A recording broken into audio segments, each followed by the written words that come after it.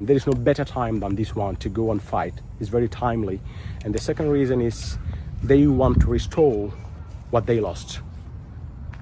The myth of invincibility that they lost, they need to go and fight and take it back. That's it. So I think it is sad to say it, but yeah, the war hasn't really ended. Israel will come back and the war will start again. I uploaded that video 2-3 months ago after the 12 days war. And now we're learning the United States dispatched a dozen of its Strait-of tankers, KC-135, to its Al Udeid base in Qatar. They first went via the UK and went there. And we know very well, the last time that happened, it was just before the 12 days war. So now every expert and analyst out there is saying the war is imminent. And you can see it from different angles, from Israel, from Bibi Netanyahu himself, and from Trump's position. And I personally think we can analyze it from the speech Trump gave last week. A few speeches Trump said, few things Trump said are very crucial. The first one is the speech he gave when the generals congregate in Quantico, in Virginia. Trump said something very interesting. He said, and I quote, he said, and I told Pete, we can use those dangerous cities, San Francisco, LA, New York, and Chicago, as a training ground for our troops. And everybody out there speculating, he's saying that, yeah, he's targeting Democrats and he's targeting immigrants who came into the United States when the border was opened. I don't think so. I think Donald Trump was briefed about the war. He knows very well the war is coming, and it's not going to be like the last time. They just bombarded 3 sites, nuclear sites, and stopped there. No, it's going to be the United States has to send boots on the ground. It's going to be very different. And when US soldiers will go back home in body bags, this will spark protest and unrest, because a lot of polls now are showing that, over 70% of the United States citizens are against the war. And we know very well how much restraint Iran showed and patience. But despite that, it was something that can be done by one party. And then Israel won this war. Israel won this war because Israel lost its invincibility. After the 12 days war, Israel lost this, and they want to bring back their deterrence. And something else, Israel knows the United States empire is falling. And before that, they want to make sure they must be the only powerful nation in that region. So they want to balkanize Iran before the United States collapse. So that's why they are going through the war. And we know very well, Trump and most of those who are in Washington deciding for the United States, they can only say yes sir when Netanyahu and Israel said. So they don't like it, but they have to go to war. And despite all that, and especially now, because very soon they will go into a midterm election, is going to be very bad for Trump. Anyhow, it's going to be very bad, but later on it's going to be even worse. So the right time to go to the war is now. And Netanyahu has his own problem. So they want to bring this war, and the timing is very good now, it's better now. That's the reason. So I think Trump knows, he was briefed about the war. He knows very well this is not going to be like the Iraq war, shock and awe. No, Iran had the time to prepare itself. It saw what happened next door in Iraq. The United States invaded Iraq. They killed Saddam. They hung Saddam in Iraq, and they killed 1 million Iraqis. They know what happened to them, and they know they tried a few months ago. So now they're getting ready, and they showed it last time. They can strike United States bases in all that places, in all the regions. They have hypersonic missiles. So the United States knows that despite all the risk they will take, they have to take it. They have no choice. So According to me, from my point of view, I personally think that what Trump said by using these dangerous cities as training ground for troops is because he knows that they are going to go to war, and Americans don't like it. And despite all that, they will go to war, and even if it's going to spark unrest, protest, and even a civil war, who knows? So that's what he means. Something else Trump said is very important.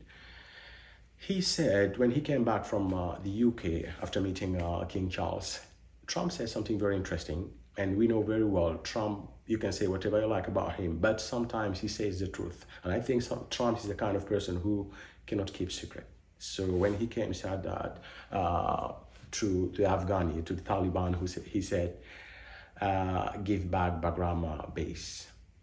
And he's not joking. I think he was briefed about the war he have seen when Israel struck Qatar, and Arabs and Muslim nations, they came together, and even there was a kind of rapprochement between Iran and Arab nation. And you know very well, 5 years ago, Trump brokered a deal between Arab nation and Israel, a series of deals called Abraham Accords. So at that time, some people might pretend and others believe that Iran was the regional threat. In that region, Iran is the most dangerous country.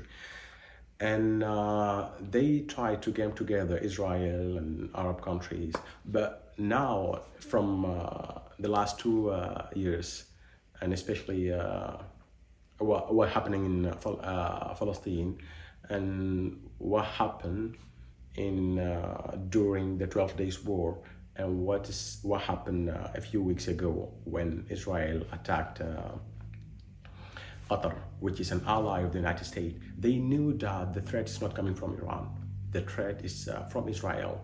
And an Abraham Accord won't save them, nor an Ismail Accord. So they know very well they have to shift from the United States and to shift to other powers. So Arab countries might shift, Qatar and Saudi Arabia and others might shift to the rising power, China and Russia on the other side, because they know that the United States can do nothing against Israel. And Israel can just start striking every one of them. No one ever thought that Israel can strike Qatar, and they did it. So who can say Israel won't attack Saudi Arabia or Jordan or Egypt in the coming days or month or year? So they have to protect themselves. So Trump saw that, and the White House, the Congress, everyone saw that. They said to him, because they cannot say anything to Israel, they said to him, yeah, we can lose those allies, those so-called allies, we can lose them. And we know very well, every country can tell an ally to shut down its base and leave. In fact, last year, a nation in West Africa, Niger, did it. They just woke up, they took back their country and told the United States to shut down its air base 201 and leave the country. And they had to do it because it's not only about the leaders. Arab leaders might be under influence of the United States, but if the war started and the nation, everybody rose, their citizens, and said no, this might spark something and it will cost them their chairs. So avoiding that, they can say to the United States, you cannot operate here. You have to shut down your bases. So that's what I think. That's what he meant by going back to Bagram Air Base. And he even said that give it back to those who build it. Trump doesn't know that Bagram wasn't built by the United States. It was built by the Soviet. But I think, yeah, the United States knows that it's going to be an atrocious war. Iran is very big. Iran is well organized. Iran had the time to see what happened in Iraq, in Syria, and all these places in North Africa, in Libya. And it prepared itself. And if you want to replace the regime, you might replace it. But they said in themselves, Iranian people and Iranian leaders, that they are well prepared. And they are having, those who lead the country, they are having even, they appointed like 5 successors. So even people like Prof. Mohammed Marandi, they said that. So imagine these people are fighting for a reason, so they can fight. And the United States has to bring boots on the ground if they want to fight. And that's going to be like Vietnam. There will be protests in the United States. There will be even worse than that. That's what they mean. Something else. What about China and Russia? I think the United States and many in the United States, in Washington, think that their biggest war is against China. Their biggest rival is China.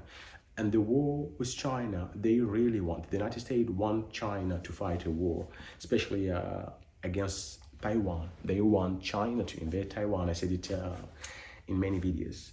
And they didn't get this from China. China didn't buy that.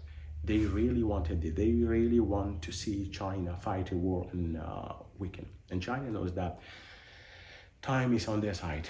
They don't need to rush and invade Taiwan. Taiwan is Chinese territory. The United States now, it can start fighting China from fighting Iran and from trying to topple Putin. That's their fight, because China needs Iran energy. It needs energy from Iran, it needs oil from Iran. It takes a lot of, it buys a lot of oil from Iran. And it has its Belt and Road that passes in the Persian Gulf and all these places. So by changing the regime or by balkanizing Iran, making it a failed state, they will affect China. And likewise, China and Russia are doing very well. They're coming increasingly closer. And if the United States manage with its European allies to topple the regime in Kremlin, they can bring a puppet like Zelensky, and they can make the relation between Russia and China very bad.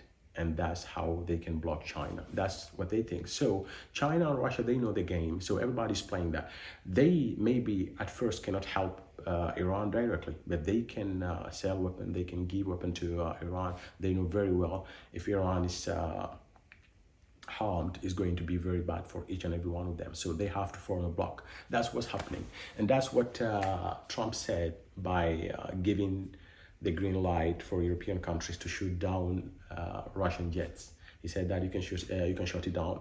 So you can shoot it down because he knows that when they go to war with Iran, they want to keep Russia busy, because Russia started selling its MiG to Iran, and very soon maybe they will sell the Su-35 or 57 to Iran. So it's a big chessboard that everybody wants to play well, and if you have friends, it's going to make you stronger. That's the game.